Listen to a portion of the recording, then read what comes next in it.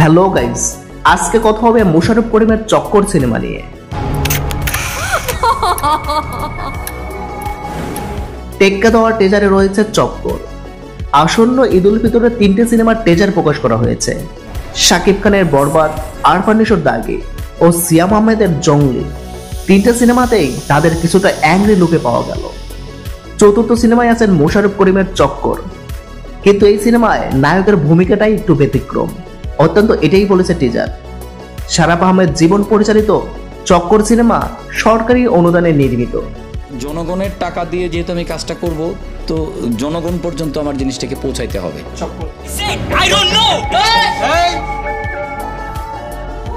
সম্প্রতি মুক্তি পাওয়া টিজারে মোশাররফ করিমকে পাওয়া গেল গোয়েন্দা চরিত্রে। টিজার অনুসারে হত্যার রহস্য ঘিরে আবর্তিত হবে গল্প, যেখানে উঠে আসবে জীবনের নানান অন্ধকার। সব মিলিয়ে টিজার বেশ আকর্ষণীয় হয়ে উঠেছে। ধারণা করা যায় ঠিকঠাক নির্মাণ হলে বা হল পেলে শাকিব খান, নিশো কিংবা সিয়ামের সঙ্গে টেক্কা দেবে চক্কর। এর আগে সিনেমার গল্প নিয়ে পরিচালক শারাফ আহমেদ জীবন বলেন, হয়েছে কিনা সেটাও আমার ধারণা নাই। আমার টার্গেটই ছিল যে বড় পর্দায় গল্পটা আমাদের নিজেদের গল্প, দেশের গল্প, একটা মানুষের সম্পর্কের গল্প। দর্শক যদি গল্পের সঙ্গে, চরিত্রের সঙ্গে নিজেদের কানেক্ট করতে পারে, তাহলে সিনেমাটা পছন্দ করবে। এখানে কোনো চ্যালেঞ্জ দেখছি না।